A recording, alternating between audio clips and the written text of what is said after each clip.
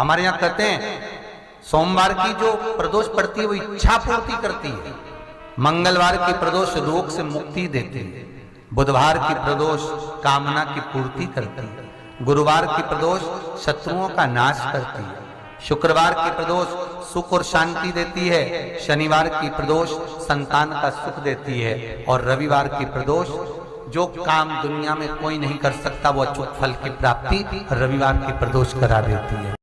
भाग्य में अगर लिख दिया मेरे ओघड़दानी ने तो गया हुआ भी वापस बुलवा लेता है। वो ओघड़दानी, वो विश्वनाथ, वो शंभू है।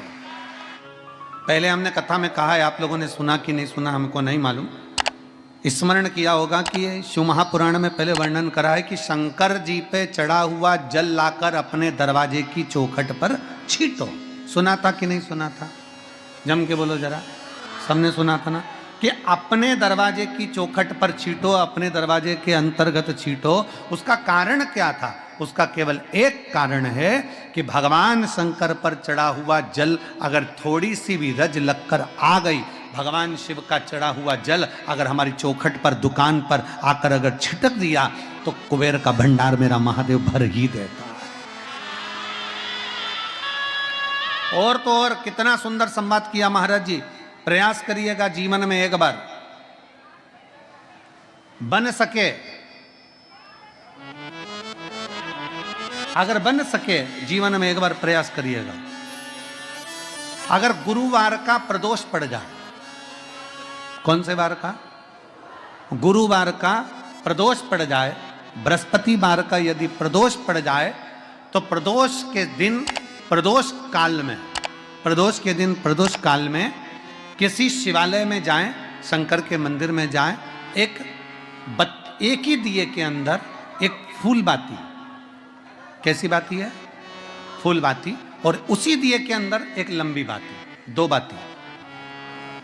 कौन सी बाती हैं? जम के बोलो जरा। एक फूल बाती, एक लंबी बाती, दो बाती। एक ही दिए के अंदर फूल बाती, लंबी बाती दोनों रख लें।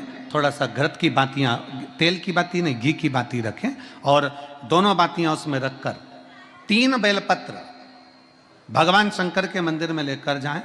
दिए को भी प्रज्वलित नहीं करना है। पहली बेलपत्र नंदीश्वर की जो ऊपर का भाग होता है, जिसको हम शिव तत्व भाग कहते हैं, नंदी के पीठ पर एक भाग होता है जिसको शिव तत्व भाग कहा जाता है, वो नंदी की पीठ पर जो भाग है वहां पर एक बेलपत्र समर्पित करें। दूसरा बेलपत्र आप जो माता पार्वती जी का,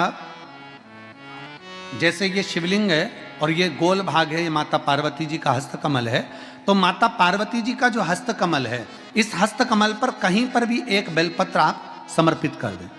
और तीसरे नंबर की जो बेलपत्र है, तीसरे नंबर की जो बेलपत्र है वो भगवान शंकर पर समर्पित कर दें।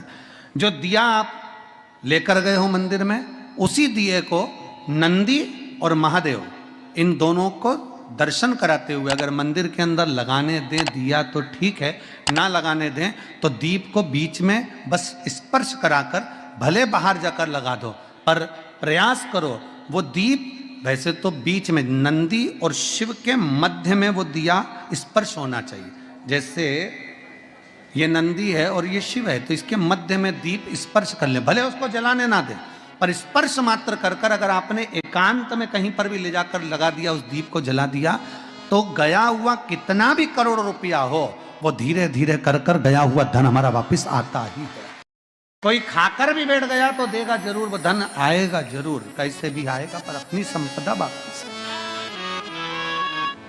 जिंदगी की मान लो अगर कोई ऐसी घड़ी आ जाए,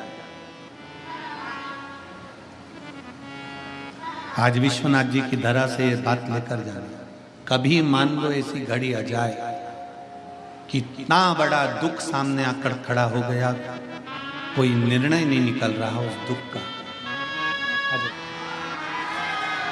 शिव पुराण कह रही है, भगवान शंकर का पावन चरित्र कह रहा है, बहुत बड़ी विषमता में फंसे हुए, बहुत बड़ी समस्या में गिरे हुए